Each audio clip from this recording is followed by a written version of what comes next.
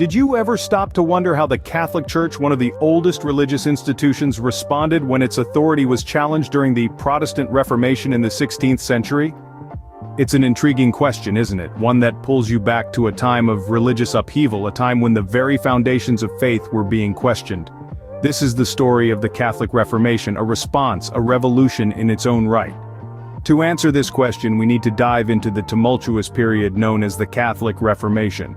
In the 16th century, the Catholic Church found itself in the middle of a religious storm. This tumultuous period was marked by widespread discontent among the faithful. One of the most contentious practices was the selling of indulgences, a means by which the Church claimed to absolve sins in exchange for monetary donations. This commercialization of forgiveness sparked deep resentment and led to calls for change. Meanwhile, a German monk named Martin Luther was stirring up his own religious revolution. Disturbed by the Church's practices, he penned a list of grievances known as the 95 Theses. These points of contention, famously nailed to the door of the Wittenberg Castle Church, questioned the authority and practices of the Church, igniting a flame that would eventually engulf all of Europe.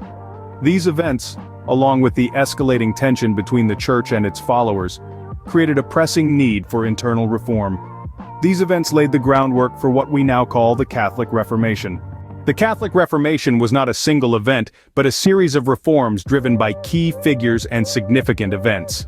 At the heart of the Catholic Reformation were several influential figures, one of them being Pope Paul III. Ascending to the papacy in 1534, he was known for initiating the Council of Trent, a pivotal event that aimed to address doctrinal and administrative issues within the Church. His actions set the stage for a series of reforms that would redefine the Catholic faith. An equally significant figure was Ignatius of Loyola, a Spanish knight-turned-priest who founded the Society of Jesus, also known as the Jesuits, in 1540. The Jesuits played a key role in revitalizing the Catholic Church, focusing on education, missionary work, and serving the poor. Ignatius and the Jesuits not only reformed the Church from within, but they also countered the spread of Protestantism through their dedicated and disciplined work. The Council of Trent, which took place over 18 years, starting from 1545, was a monumental event in the Catholic Reformation. The council clarified Catholic doctrines, corrected abuses and corruption, and reformed the liturgy. It also established seminaries to ensure that future priests were well educated and adhered to the Reformed Catholic teachings. This was a direct response to the Protestant Reformation, and it had a profound impact on the religious, cultural, and political landscape of Europe. Additionally, the reformation of the papacy was a crucial aspect of the Catholic Reformation. This involved strengthening the Pope's authority, improving the administration of the Church, and fostering a more spiritual, less worldly papacy. It was a necessary step in restoring the Church's credibility and religious authority in the face of the Protestant challenge. These figures and events played a crucial role in shaping the course of the Catholic Reformation. Their contributions not only redefined the Catholic Church, but they also set the stage for the religious and political dynamics that would shape Europe and the world for centuries to come.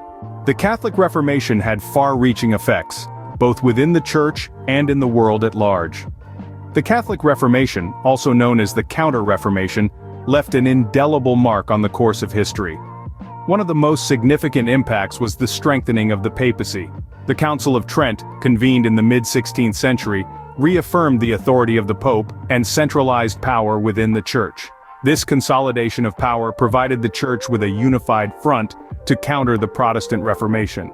Simultaneously, there was a revitalization of Catholicism.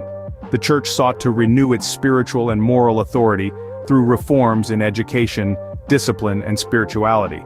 The establishment of seminaries for the proper training of priests, the standardization of the Mass, and the promotion of new religious orders all contributed to a rejuvenated Catholic Church.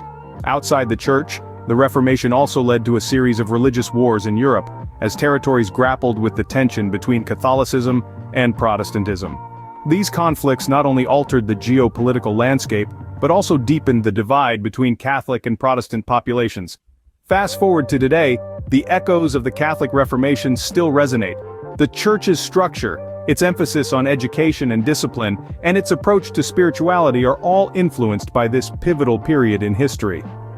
In answering our initial question, we see that the Catholic Church responded to the challenges of the Protestant Reformation with a period of self-examination and reform, which has shaped the Catholic Church as we know it today.